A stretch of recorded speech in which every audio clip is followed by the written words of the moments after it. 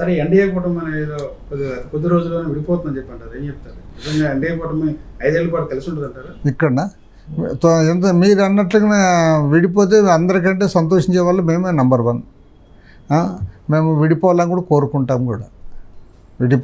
కోరుకుంటాం, తర్వాత దానిపైన ఇప్పుడు నిజంగా మన రాష్ట్రానికి ఎన్డీఏ కూటమిలో ఉండి లాభం జరుగుతుంది అంటున్నారు. లాభం జరగడంలే.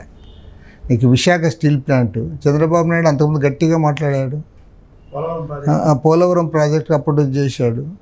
కాబట్టి ఇవన్నీ ఇప్పుడు నీకు స్టీల్ ప్లాంట్ విషయంలో మాట్లాడలేకపోతున్నాడు. తర్వాత టోటల్గా ప్రైవేటేషన్ వైపున అడుగులు వేస్తూ ఉన్నాడు. ఇవన్నీ మేము వ్యతిరేకించాల్సిందే. సరే ఎన్డీఏ నుండి వచ్చిన తర్వాత ఆరోగ్యశ్రీ చూస్తే ప్రజల్లో చాలా ఇబ్బంది పడుతున్నారు. హాస్పిటల్లో కూడా ఎలాంటి పరిస్థితి లేదు. అదే గవర్నమెంట్ ఇప్పుడు చెప్పిన వాళ్ళు చాలా ఇవి కానీ వాగ్దానాలు చేశారు. ఆడేమో అది ఖజానా ఖాళీగా ఉంది, ఖజానా ఖాళీగా ఉందని తెలిసి కూడా వాగ్దానాలు చేశారు. కాబట్టి ఇప్పుడు ఏమంటే చంద్రబాబు నాయుడిని ఈ విషయంలో ఎవరు కూడా వారు ఆయన్ని ఇచ్చేయడానికి లేదు. కారణం ఏమంటే కొత్తగా వచ్చాడు రాజకీయాల్లో, ఆయన ఏదో తెలియక చేశాడు చెప్పాడానికి లేదు కదా. ఆయన 4 సార్లు ముఖ్యమంత్రిగా ప్రజల అవకాశం ఇచ్చారు. దీర్ఘకాలం అపోజిషన్ లీడర్గా ఉన్నావు, ఫైనాన్స్ మినిస్టర్గా ఉన్నావు, అన్ని విషయాలు తెలిసి ఉండి కూడా నువ్వు వాగ్దానాలు చేసావు. కాబట్టి ఇప్పుడు చేయాల్సిందే అని అడుగుతాను. గతంలో కాంగ్రెస్ పార్టీ, టీడీపీ ఇప్పుడు వైసీపీ, భవిష్యత్తులో ఉన్న వైసీపీ టీడీపీతో పాటు సిపిఐ వామపక్షాలు అన్న పోటీ ప్రస్తావన అంత ప్రాధాన్యత ఇలా మేము ఆల్ ఇండియా స్థాయిలో ఈ ఎన్డీఏ కూటమికి వ్యతిరేకంగా ఇండియా అలయన్స్ ఒకటి ఉంది. కానీ ఇండియా అలయన్స్లో మధ్య సమన్వయం లేదు సరిగా. దాంట్లో మేజర్ పార్టీ కాంగ్రెస్ పార్టీ అందరినీ కలుపుకొని పోవడంలో కూడా వారు సక్సెస్ కాలేకపోతూ ఉన్నారు.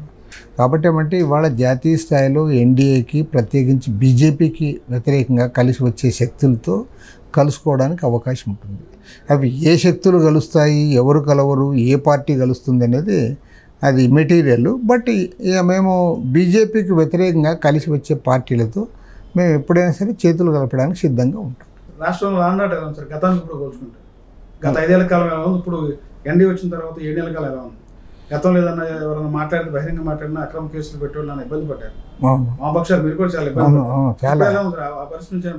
అప్పటికంటే ఇప్పుడు బెటర్ కదా. అప్పుడు ఇంత ఫ్రీగా లేదు కదా.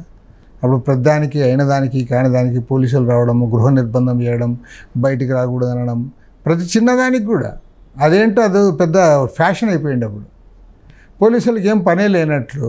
ఇప్పుడు మేము ధర్నా చేస్తామంటే ఎందుకు చేస్తామో, ఏదో ప్రజా సమస్యలు తీసుకుని చేస్తాము.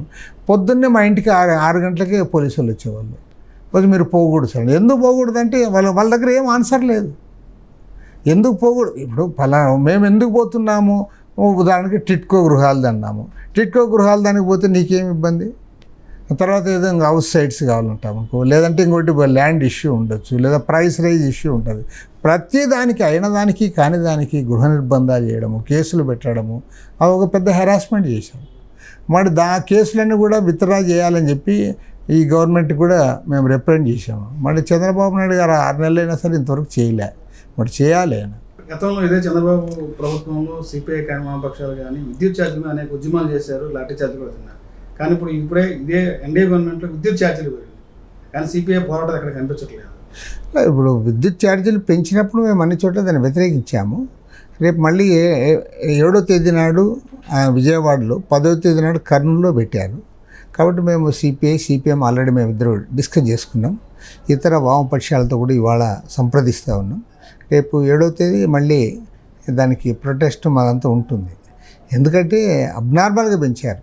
ఏదో 1000 కోట్లు 2000 కోట్లు అంటే అది పెద్దగా కనపడేది కాదు, పబ్లిక్ కూడా అంత రియాక్ట్ అయ్యేవాళ్ళు కాదు. కానీ ఇప్పుడు అట్లా కాదు. ఆయన ఏమి ఎలక్షన్లప్పుడు మేము కరెంట్ ఛార్జీలు పెంచమని వచ్చాడు అధికారంలోకి. వీలైతే తగ్గిస్తాము. ఒకటి ఇప్పుడేమి పబ్లిక్ ఏమి తగ్గించకపోగా ఆయన పెంచుతున్నాడు. ప్రజలు కూడా ఎట్లంటే తగ్గించకపోతే అంత పెద్దగా మాట్లాడరు కానీ, బట్ పెంచితే మాత్రం కొద్దిగా రియాక్ట్ అవుతారు. ఆ పెంచిన పెంపుదల కూడా ఎట్లుందంటే ఒకసారి ఫస్ట్ 6072 కోట్లు, తర్వాత మళ్ళీ 9412 కోట్లు, అంటే ఒకేసారి 15400 కోట్ల రూపాయల భారం, 86 కోట్ల రూపాయల భారం పడతా ఉంది. ఇది ఖచ్చితంగా ప్రజలు వ్యతిరేకిస్తున్నారు. తర్వాత ఇంకా భవిష్యత్తు ఇంకా పెరుగుతుంది తప్ప తగ్గేది ఏమి ఉండదు. ఎందుకంటే మళ్ళీ ఇప్పుడు అదానితో సెకీ అగ్రిమెంట్ ప్రకారము దానిది అది 25 ఏళ్ల పాటు అదనపు భారం పడుతుంది. కాబట్టి ఏమంటే వీటన్నిటిపైన కూడా రేపు మేము 7వ తేదీ నాడు విజయవాడలో ఆ పక్షాలంతా సంప్రదిస్తూ ఉన్నాం. సిపిఐ సిపిఎం మేమిద్దరం కూడా ఆల్రెడీ ఒక అంగీకారానికి కూడా వచ్చాం. ఖచ్చితంగా దీన్ని వ్యతిరేకిస్తూ మా పోరాటాలు ఉంటాయి.